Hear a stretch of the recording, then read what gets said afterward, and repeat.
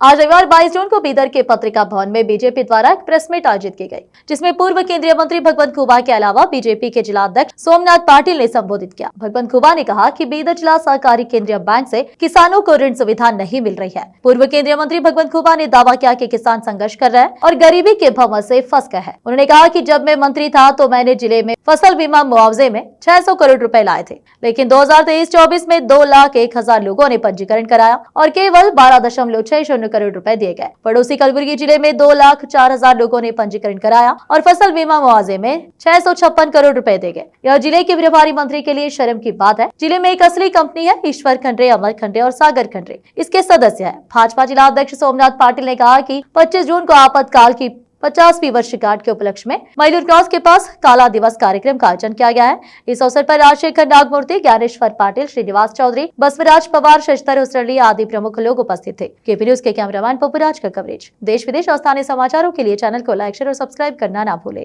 जिल्लाध्यक्षराದಂತಹ ಸನ್ಮಾನ್ಯ ಶ್ರೀ ಸೋಮನಾಥ್ ಪಾಟೀಲ್ ಅವರ ಅಧ್ಯಕ್ಷತೆಯಲ್ಲಿ ಕರೆಯಲಾಗಿದೆ।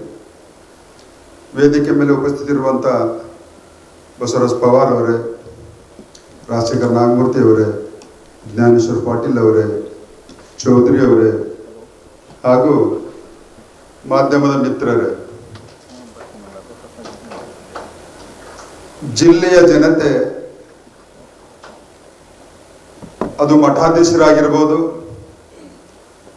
ಯಾವುದೇ ರಾಜಕೀಯ ಪಕ್ಷದಾಗಿರಬಹುದು, ಪ್ರತಿಯೊಬ್ಬನ ನಾಗರಿಕನಿಗೆ ರೈತ ಬೆಳೆದಂತ ಬೆಳೆಗಳನ್ನ ಆಹಾರವಾಗಿ ಸ್ವೀಕಾರ ಮಾಡುವಂತ ಎಲ್ಲರನ್ನ ಕುರಿತು ನನಗೆ ಗೊತ್ತಾ ರೈತರ ಸಮಸ್ಯೆಗಳು ಯಾವ ರೀತಿ ಎದುರಿಸ್ತಾ ಇದ್ದಾರೆ ಅನ್ನುವಂಥದ್ದನ್ನ ನಿಮ್ಮೆದುರಿಗೆ ಇಡ್ಲಿಕ್ಕೆ ನಾನು ಬಯಸ್ತಾ ಇದ್ದೀನಿ। ಇವತ್ತು ಜಿಲ್ಲೆಯ ಸರ್ಕಾರದಲ್ಲಿರುವಂತ ಮಂತ್ರಿಗಳು, ಸಹಕಾರ ಕ್ಷೇತ್ರದಲ್ಲಿರುವಂತ ಸಂಸ್ಥೆಗಳ ಅಧ್ಯಕ್ಷರು, ಅವರ ಹೇಳಿಕೆಗಳು ಮತ್ತು ನಡವಳಿಕೆಗಳು सौ चूहे खाके हज को गए, बिल्ली हज को गए ಅನ್ನುವಂತ ರೀತಿಯಲ್ಲಿ ಇವತ್ತು ನಡವಳಿಕೆ ಇದೆ। ಮತ್ತು ಇವತ್ತ ಒಂದೇ ಕುಟುಂಬ ರಾಜಕಾರಣದಲ್ಲಿ ಅಧಿಕಾರವನ್ನು ವಹಿಸಿಕೊಂಡು ಸಾಚಾ ಕಂಪನಿ ತರ ಇವತ್ತು ಅವ್ರು ಬಿಹೇವ್ ಮಾಡತ್ತಾರೆ। ಸಾಚಾ ಕಂಪನಿ, ಆ ಕಂಪನಿಯ ಸದಸ್ಯರು ಯಾರಂದ್ರ ಉಸ್ತುವಾರಿ ಸಚಿವರು ಈಶ್ವರ್ ಖಂಡ್ರೆ, ಜಿಲ್ಲಾ ಉಸ್ತುವಾರಿ ಸಚಿವರು,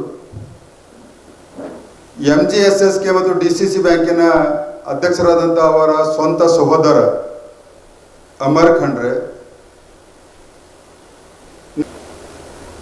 ನಮ್ಮ ಕೇಂದ್ರ ಸಚಿವರು ಉಲ್ಲೇಖ ಮಾಡಿದಂತೆ ವಿಶೇಷವಾಗಿ ಇವತ್ತು ನಾವು ರೈತರ ಸಮಸ್ಯೆನ ಇಟ್ಕೊಂಡು ಈ ಒಂದು ಪತ್ರಿಕಾಗೋಷ್ಠಿ ನಡೆಸಬೇಕು ಅಂತಿದ್ದೀವಿ। ಕಾಂಗ್ರೆಸ್ ಅಂದರೆ ಅದಕ್ಕೊಂದು ಪರ್ಯಾಯ ಹೆಸರು ಅಂದರೆ ಭ್ರಷ್ಟಾಚಾರ, ಕುಟುಂಬ ರಾಜಕಾರಣ ಮತ್ತು ಅಧಿಕಾರ ದುರುಪಯೋಗ। ಇವತ್ತು ಈಗಾಗಲೇ ನಾಯಕರು ತಿಳಿಸಿದರು, ಅವರ ಒಂದು ಕಾರ್ಖಾನೆಯಲ್ಲಿ ಬಹುಶಃ BSSKಯು ಹಾಳಾಗ್ಲಿಕ್ಕೆ ಅವರೇ ಕಾರಣರಿದ್ದಾರೆ, NSSKಯು ಹಾಳಾಗ್ಲಿಕ್ಕೆ ಅವರೇ ಕಾರಣರಿದ್ದಾರೆ। ಅವರ ಕುಟುಂಬದವರೇ ಆ ಕಾರ್ಖಾನೆ ಹುಟ್ಟಿದಾಗಿನಿಂದ ಬಹಳಷ್ಟು ಕಾಲ, ಇವತ್ತು NSSK ಅಂತೂ ಹುಟ್ಟಿನಿಂದ ಇಲ್ಲಿವರೆಗೆ ಅವರೇ ನಡೆಸ್ಕೊಂಡು ಬರ್ತಾ ಇದ್ದಾರೆ। MGSSK ಅನ್ನು NSSKಯಲ್ಲಿ ಏನೋ ಆಗಿದ್ದಕ್ಕೆ ಒಬ್ಬ ರಾಜಕೀಯ ಮುಖಂಡರನ್ನು ಜೈಲಿಗೆ ತಳ್ಳುವವರೆಗೆ ಇವರು ತಮ್ಮ ಅಟ್ಟಹಾಸವನ್ನು ಮೆರೆದಿದ್ದಾರೆ। ತಾವು ಮಾಡಿದರೆ ಚಮತ್ಕಾರ, ಇನ್ನೊಬ್ಬರು ಮಾಡಿದಾಗ ಬಲಾತ್ಕಾರ ಅನ್ನುವಂಥ ಒಂದು ನೀತಿ ಇವ್ರದ್ದಾಗಿದೆ। ಇದು ಕೇವಲ ಇಲ್ಲಿ ಈಶ್ವರ್ ಖಂಡ್ರೆ ಅವರಿಗೆ ಸೀಮಿತ ಇಲ್ಲ, ಇವರಿಂದ ರಾಹುಲ್ ಗಾಂಧಿಯವರೆಗೆ ಇದು ನಡೀತಾ ಇದೆ।